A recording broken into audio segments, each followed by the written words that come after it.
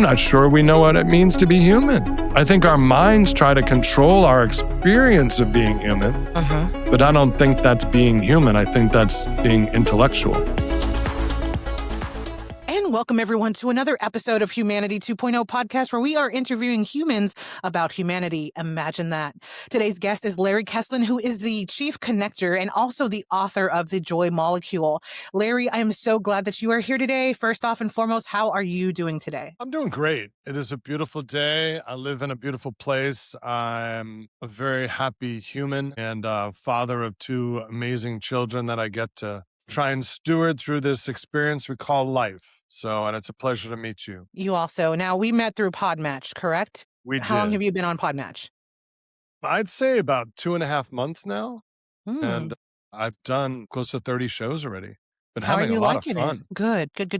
That's awesome. It's been a blast. So shout out Podmatch for bringing Larry and I together. If not for Podmatch, we would not be here. Alex. Yes, thank you, Alex, and Alicia. She's amazing as well. Okay. So you spoke about humanity for a brief second. So I want to ask you, are you a good human and why? Am I a good human? I don't know. That's subjective. I think I'm a good human. I guess that's what matters in this conversation. I think a good human is someone who cares deeply about others, that we are here to be of service. And that I think the most selfish act we can do is to totally give oneself to someone else or some cause beyond themselves. It is the thing that feels the best to me. So if it's the thing that feels the best to me, that's the most selfish thing I could do. So why wouldn't I do more of that? So that is, I guess, what I would consider being a good human is being caring and wanting to help others. I just believe that we're all here to wake up and to be present to where we are and to help those that are on the path of waking up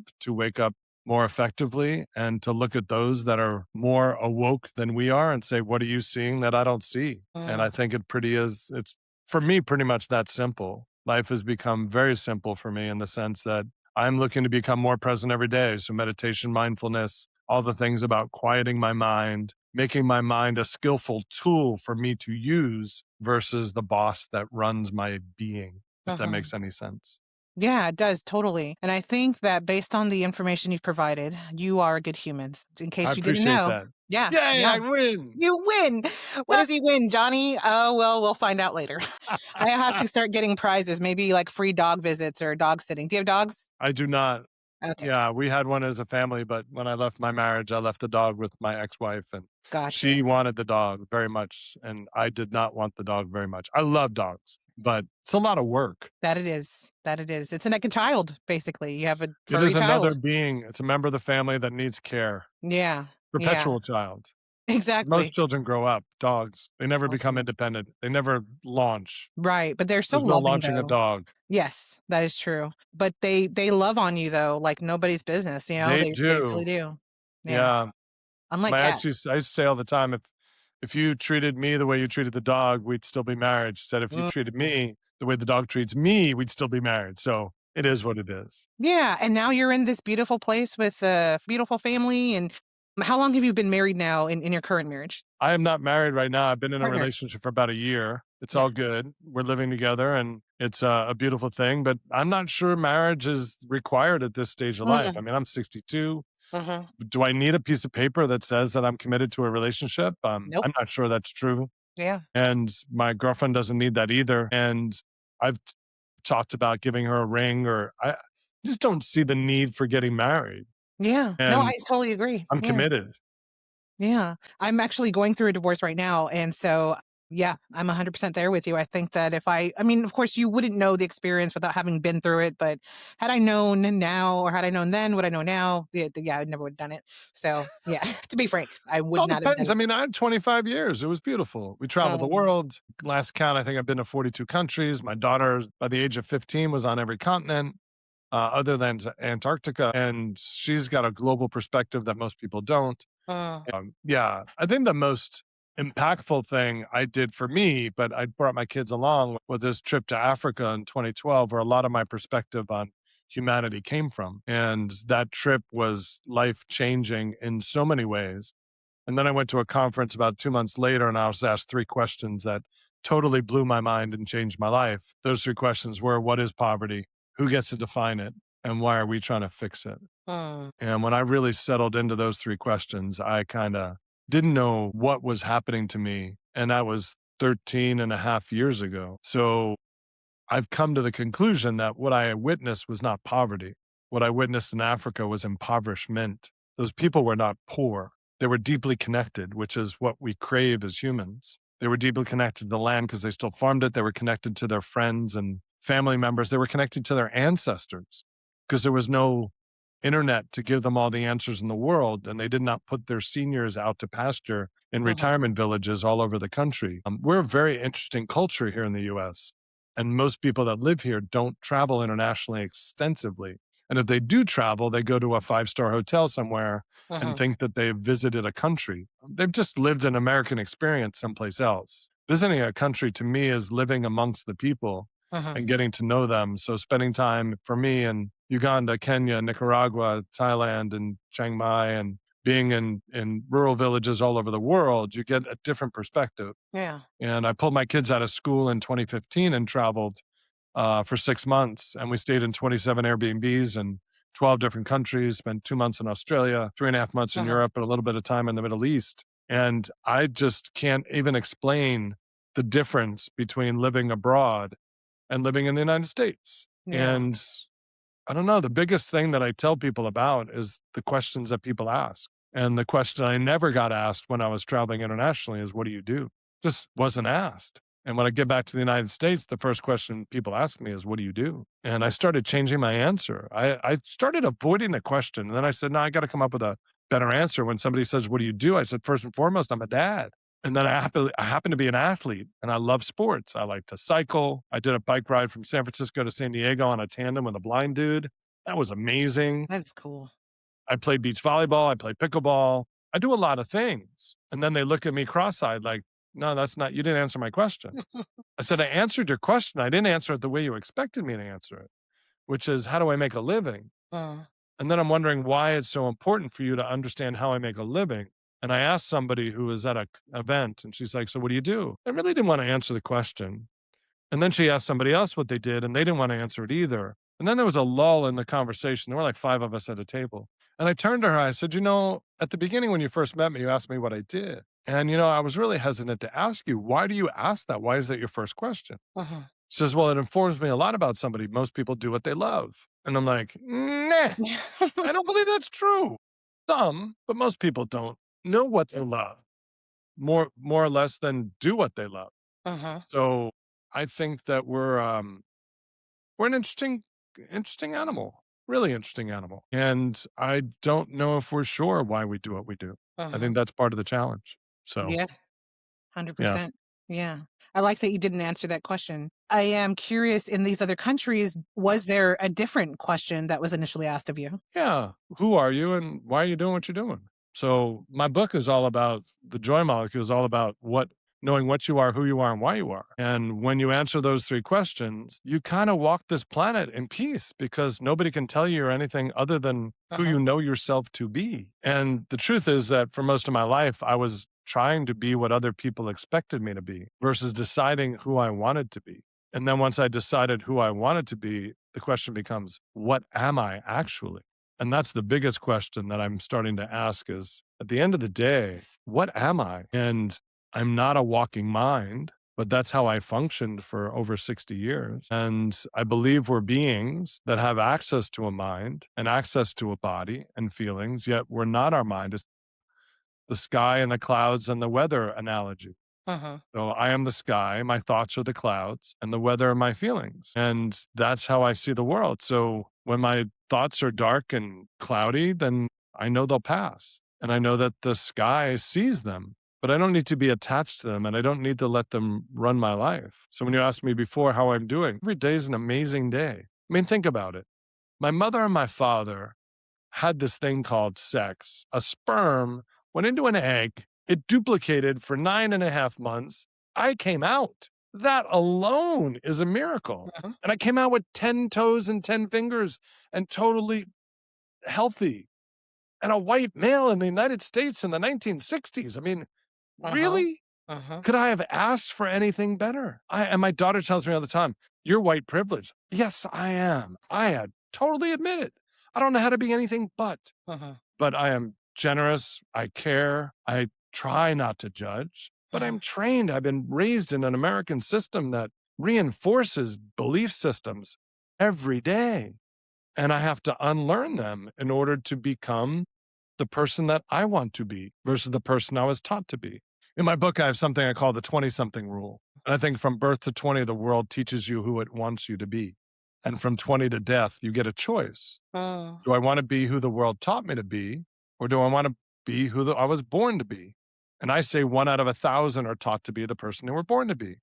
And the rest of us 999 other schmucks, I got to figure it out ourselves. I mean, and there's no rule book and there's no guide. Yeah, in my coaching work, I tell people I'm 007 and I was put into this body at birth. And for the first 20 years, my mind just created all these ideas, but I'm still in there. I'm sitting in the background waiting to wake up and take control of this vehicle, whatever that is. And 007 was never given an instruction manual to this machine. And this machine has certain gifts. And I can explain some of those, how my being works. But people enter my life, other stuff happens. And I meet other people that person needed to meet. And my being is a connector. So I'm what some people would call a super connector. And I just meet lots of people. Right. That's why I do love doing podcasting. And somebody said, to be a good guest on a podcast, you're there to make friends with the podcast host. Maybe. So I just have conversations with people. I'm not here to sell anything. I'm not here to buy anything. I'm just here to get to know you and understand a little bit more about what you're about and share whatever I've learned on my journey. And in that's what we're turn, here for. everything that you share is heard by someone else, audience, whoever hears your message or your story about where you've traveled, the things that you've come back with, and how you've realized that, yes, there is privilege that you have, but you don't use it. It seems like you're more aware of what you can do with it, but in a good way and in a helpful way to help others and to serve others. So I think that's awesome. Appreciate that. Yeah, 100%, 100%. I really do like that you openly say yes. Yeah, totally. I mean, it's true. Sure. Do I have a choice? Yeah, no. I mean, you can become someone who is conflicted, and that doesn't serve you, doesn't serve us either. So, in hearing you speak about meeting other types of humans and strangers and such, we believe that we all have moments where another person or another soul reminds us of our shared humanness. Can you tell me a story about someone that surprised you with their level of humanity or empathy or compassion, and that just stayed with you? Yeah, there's 8 stories in my book, and I'll just pick one. So Jeff Mata. I met Jeff through the Challenged Athletes Foundation, and Jeff is a blind human, lost his sight at 26. And I was cycling with the Challenged Athletes Foundation, and I show up the first day, and there's this tandem bike there, and this woman named Carol, and she hears my shoes clicking because I'm wearing bike shoes, clip-in shoes, and she says, "Hi, I'm Carol." And I look at her, I'm like, "Hi." She doesn't look back at me. She's kind of looking in the neighborhood. She's got these big black glasses on. Turns out she's blind. She's riding on the back of a tandem. Give no thought to it. She's there with this guy, Tom. And halfway through the ride, Tom and Carol pass me on the ride. And I look next to them. They're passing me. I'm like, you know what? I could be the captain on one of those bikes someday. And the thought passed. 3 months later, I'm back at the same ride. I'd gone to New York and back, drove cross country, came back, and I saw Carol on a different bike with a different captain. And I'm like, I'm lost. So I ended up finding about this Blind Stokers Club. And I call the guy who runs the Blind Stokers Club. He gives me a tandem bike and says, if you can learn to become a captain, I'll connect you with blind riders and you can ride tandems with them. So there's this ride for the Challenged Athletes Foundation called the $1 Million Challenge. And it's a ride from San Francisco to San Diego, 640 miles, 7 days on a road bike. And I told the guy who runs the club, I said, if you give me an athlete who happens to be blind, I will do that ride from San Francisco to San Diego with the blind athlete, because I was planning to do it myself anyway in 2022. So in September of 2021, I met Jeff Mata. And Jeff and I spent hundreds of hours on a bicycle. And he has taught me more about patience, about love, about human connection, about so many different things. And we have a bunch of friends in common. One, Miguel de Jesus, who just passed. And I could talk about Miguel for days. He was one of the nicest, kindest humans you've ever met. But Jeff is just this human who walks through the planet with just an appreciation for life, just a love of being human, and has no pretenses about anything. He's truly himself. He's a 3-time world champion in jiu-jitsu.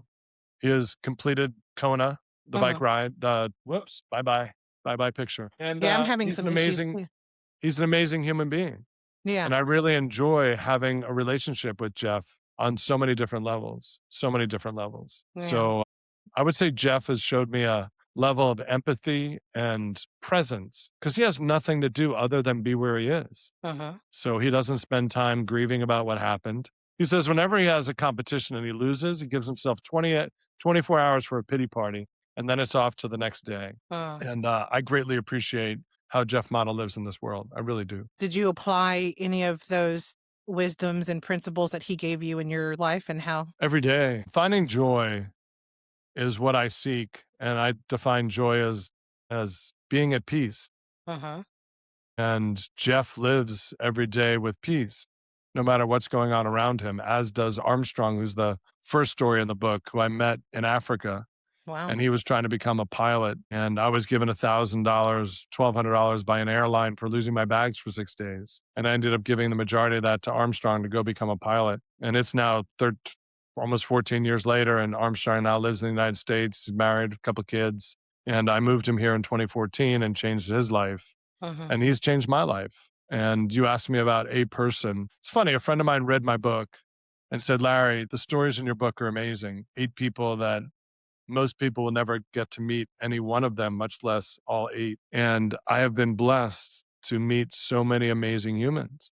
Like, I just can't explain it. I'm just insanely blessed. And I don't know why. And I stopped asking why. It's Uh-huh. the same thing about being a super connector. I stopped asking why this being functions the way it does. It just does. Right. And I stopped asking those questions and I just accept them as my reality. And that's all I can live this life from is my own reality. And the more I get to realize that I'm a being that is the same being that's inside you, that's inside Uh, every listener to this podcast, that I feel like we're all one having this massive experience through individual beings. There's a video on YouTube that I found probably 6, 7 months ago, maybe more, maybe a year ago. It's called Twins in a Womb. It's about 2 twins in a womb trying to figure out the meaning of life. Is there life after delivery? uh, And the conversation is just magical about, well, if it was so wonderful out there, why doesn't anybody ever come back? And maybe when we're out of the one baby says to the other, well, maybe when we're out of here, we'll eat with our mouths and we'll walk with our feet. uh, And the other baby says, that's impossible. Scientifically proven that the umbilical cord is what produces feeding for babies. I mean, we just have no clue sometimes about what we truly are. And you ask about humanity, I'm not sure we know what it means to be human. I think our minds try to control our experience of being human, uh-huh. but I don't think that's being human. I think that's being intellectual. And we are beings that have a mind. And the day that you realize that your mind is a tool to be used versus defining who you are and your identity is the day when your life changes Uh. forever. I think that people are just naturally drawn to you, because of your peace. And so it makes sense that you would come across so many different types of people, but you also bring out things in people. That's what I perceive at the moment is that you bring out things in people. And so they open up to you, which is an excellent quality to have. You have these meaningful conversations and then you've written about them. So that in turn just gives such nourishment to everyone that's reading them or hearing or watching. So I love that very much for you and Well, I that do you have your potluck peace. dinners. I'm having a dinner tonight and I've got a little over 20 people coming. And I had a Wow. friend who I actually did my podcast with this morning. And the first dinner he came to, he said, that was one of the best meals I've ever been to. Uh-huh. And the conversation was so rich. And I'm like, that's my everyday. So what I get to do every day is abnormal to some people. And for me, it's my normal. Uh-huh. So how do we, I find this whole experience, this whole project of being human to be so fascinating. Like, really, I mean, think about it. We got plopped on this planet to do what? Michael Singer's my favorite. I mean, the untethered soul and everything Uh-huh. about living untethered and the surrender experiment. He says that the world is unfolding perfectly every day. It's just not meeting our expectations. How much simpler does it get than that? Uh-huh. It's so true. The world is unfolding perfectly every moment of every day. It's just not meeting our expectations. I'm like, that is brilliant for me. I just find that to be the most amazing way of looking at the world. Yeah. And he's just a gift for me. Yeah. And there are some people that others talk to them. I mean, Eckhart Tolle, and they talk about pain bodies and subscars. It's the same thing. Mhm. The biggest thing when I was looking for a new relationship, and I love the woman that I'm with, and I love my kids, I actually love my ex-wife. But the biggest thing for me was finding someone who owned their own feelings. Mm. I never wanted to hear again, "You made me angry," because I don't have that much power. I do what I do, and you react. And now I'm sorry if what I did caused you pain. But I didn't wake up in the morning trying to make you angry. But what I did hit your subscars, your pain bodies, your own challenges in your life. And my opportunity is to make a choice once I figure out what those are.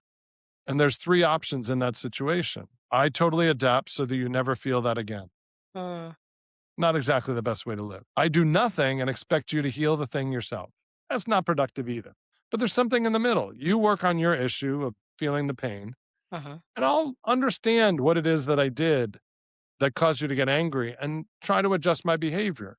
But if I totally adjust my behavior just so you never get angry, then you're never healing your own wounds. Mhm. And that's all they are.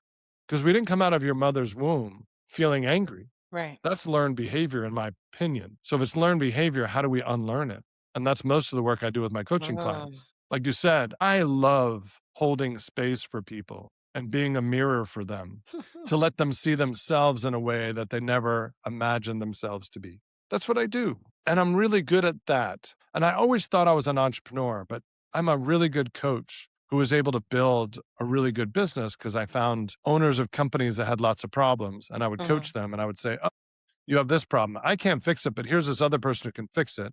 And I introduce them and I take an override on their money, Mhm. and I start to make a lot more money. And I was making more money by referring other people into my clients than I was making from them paying me directly. Mhm. And that was pretty fascinating.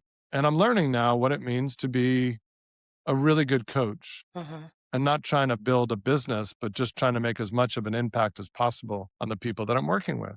And that's what I enjoy the most Mhm. is helping people find peace because honestly, at the end of the day, I think that's what we all seek. Mhm. Vanessa, I think we all want to find peace. We don't want the biggest house and the biggest car and the nicest vacation, although our mind wants that. Inside, we all want love. We want to feel grounded. We want to feel at home wherever we are. Getting more stuff. I don't know. I've been doing a lot of work over a decade now, studying Abraham Maslow and Maslow's hierarchy of needs. Mhm. And first of all, Maslow never created the hierarchy of needs. So there's no research, there's no pictures of a diamond or a pyramid in any of Maslow's work. So Maslow was talking about survival, food, water, shelter. Next set of survival, safety, love and belonging, self-esteem, self-actualization. And beyond that was self-transcendence, oneness with God. That's the work he was doing when he passed. And I don't believe it's about a hierarchy because I don't think self-esteem and self-actualization are needs at all. I think they're just desires and their potentials. So I think he was talking about a continuum of life and that I'm looking at redefining Maslow's intentions to be what I'm calling the ascension ladder is that we're all here to ascend and there's no rung on this ladder that's better than any other rung. It's just about being aware of where you are. And when you figure out where you are, you reach down to the people below you and help them up the ladder. Mhm. And you reach up to the people above you and say, what is it that you see that I don't see? And that's why we're here. I think it could be that simple, but we make it complicated. Society makes it complicated. Think about it. If you were born over 100 years ago, you wouldn't be driving a car, you'd be riding a horse, Right. and your life would be totally different. You'd probably be a lot colder than you are right now. You'd probably be living in some type of housing that is more cloth than brick and concrete and sheetrock. You'd be eating very differently than you do today. I mean, we're an amazing place in time when we really think about it. I was in a shuttle from the San Diego airport to a parking lot, and one of the guys was complaining about being stuck in Minneapolis for 3 hours. Mm. And I said, if you were alive 100 years ago, I mean, just be appreciative that you got in this little metal tube with two engines on it that Mhm. flew you from Minneapolis to San Diego in 3.5 hours. Where if you were alive 100 years ago, it might have taken you 4 months. You would have been gone by covered wagon with a horse and you might have died. Can you have any appreciation for the fact that you had a 3 hour layover? I'm sorry that you had a 3 hour layover. I'm really sorry that you did.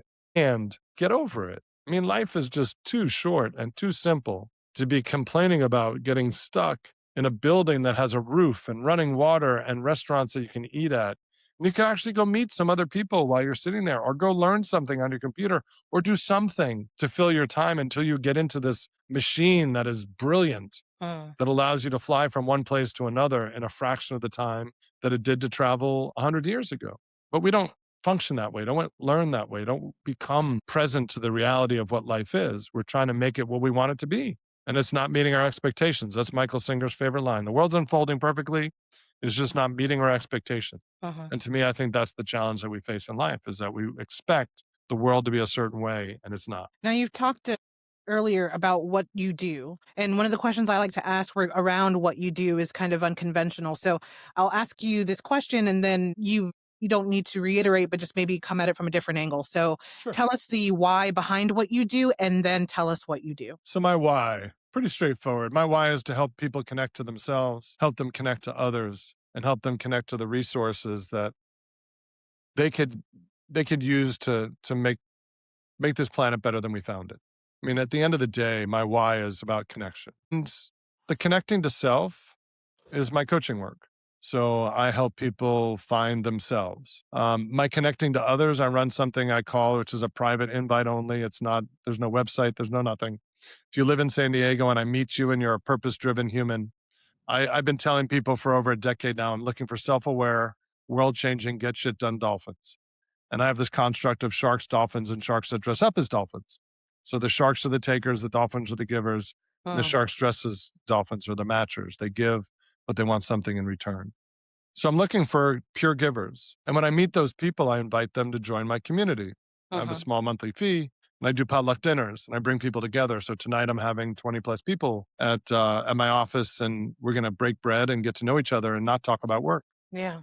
We're here to talk about being human. So I connect people. And then I'm very engaged in the philanthropic community. So I help people. My biggest goal, if I had a dream right now, and I have two clients like this and I'm looking for more, I want to find young, wealthy couples with kids. And I want to teach them how to teach their kids about money through giving it away Mm. versus consuming it. So philanthropy versus consumption.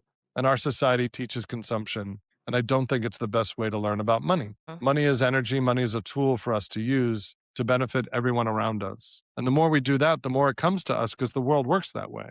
Mhm. And that's what I do. So I empower people to be themselves. I empower them to connect with others that they wouldn't have met without me.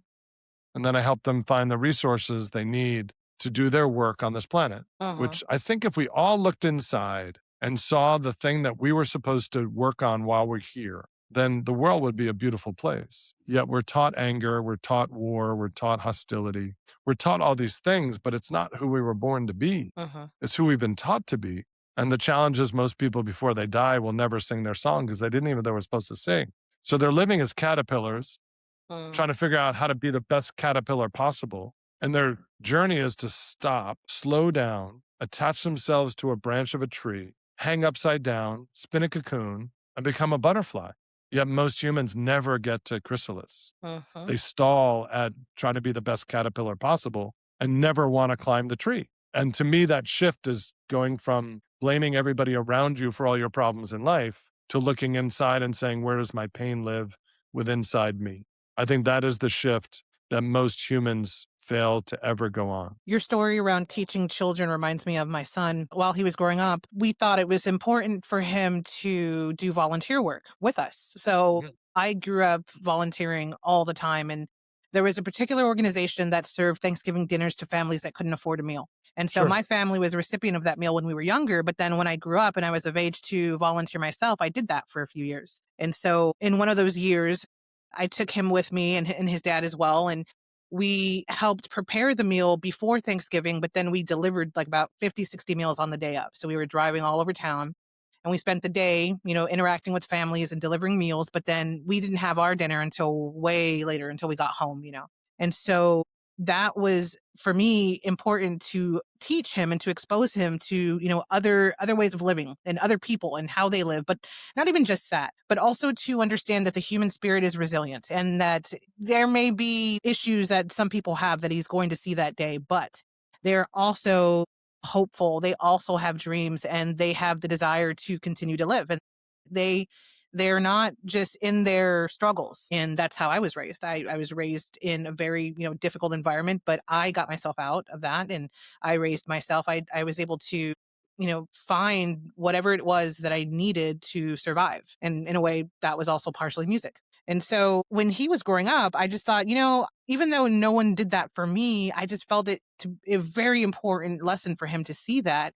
And with that, he grew such compassion for everyone. And now, in his little friend circle, he's 22 now. But he's a very compassionate person. He's very mindful of other people's feelings and their situations. Before he lived alone with his biological mother, and he just was indoors doing nothing or just watching Netflix or what have you. But when he came to be with us, every summer, every other holiday, it was an opportunity to give him an experience about the world around him and to educate him on other basic things that he wasn't taught before. There are some things that you teach your children, like how to do your laundry, how to balance a checkbook and such. And I always joke with him that, no child of mine is going to call me at 2 a.m.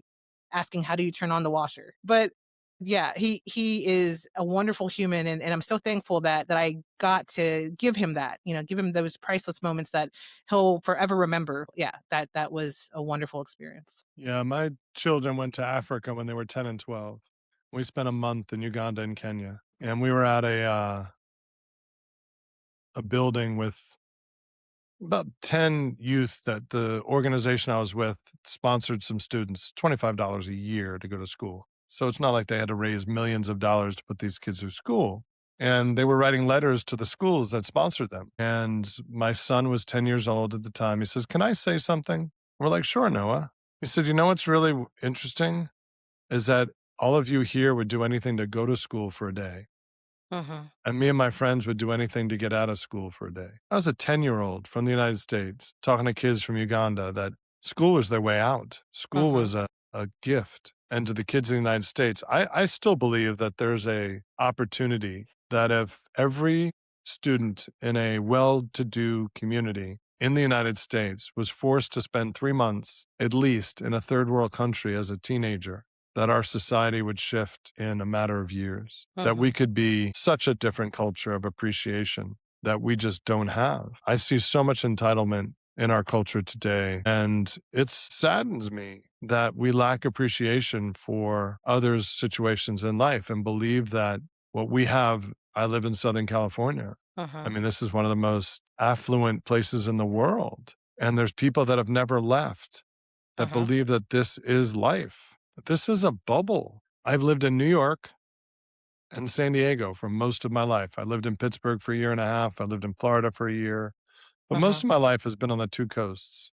And I know that that is a privilege. And people Hmm. ask me all the time, why do I live in San Diego? I live in San Diego because I can. I mean, I've been to 42 countries in every state in the continent, Yeah. in the United States, except for North Dakota and Alaska. And there's no place I'd rather be but here. And it's a Mm. choice, it's a conscious choice. And I just don't understand the lack of empathy that people Yeah. have for other situations around the world and around the country. And I believe that we are really starving for connection. I mean, the Harvard study over the last 85 years has proven that there is one criteria for happiness at 80, and they can tell it whether they're going to be happy at 80 at 50. And that one criteria is the quality of your primary relationships, not just your spouse, but the friends around you. Because if you don't have a lot of good quality friends at 50, you're not going to Hmm. be happy at 80. And we just don't teach that. We don't teach human connection. We don't teach people how to build relationships. We don't teach them to continue to connect with others because that's why we're here. We teach people to go chase winning and to capture the flag and to Right. he who dies with the most toys wins. What is that? I don't understand it. Yeah. When I traveled the country for not well, yeah, country, not the other countries.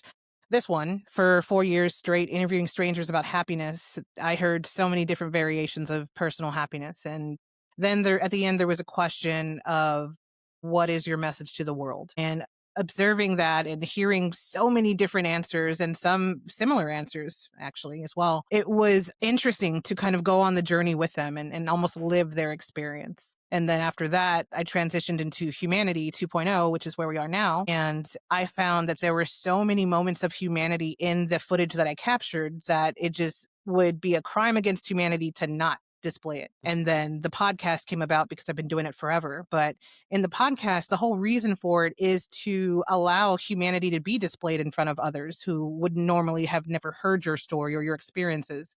And then also your opinion on, what is the future of humanity, or where are we, or why are we the way we are, in whatever way that you choose to answer that.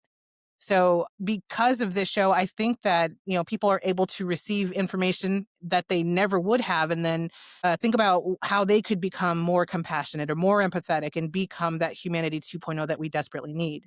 And like you said about human connection, we need that. We crave that. We are human connective. What is it? Like when you have a deficiency, right?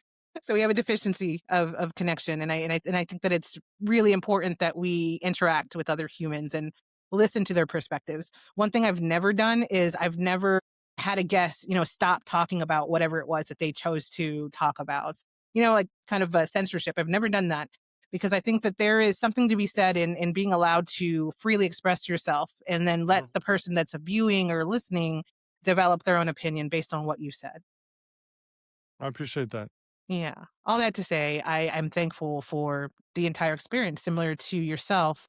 Now, if you could share a message with humanity, any message at all, what would you tell them? I would say kindness is the first message yet. I would say the biggest thing for me to help people understand what it means to be human. So if I could talk to humanity and say, really think about it. We're on this planet that is able to fit 1.2 million of us inside a sun that heats our planet, that's rotating in space. So this planet rotates on an axis and it spins around a sun. And we're this minute little thing on this planet. And why do we think we're so important? And why does the world need to revolve around us? And understand what it means to be human. And to me, it means to be human as we are a being that has access to a mind and a body. We have thoughts and we have feelings. And our opportunity here is to experience those and to decide what to do with them versus have them own us. And most of the humans that I've met in my life, their thoughts and their feelings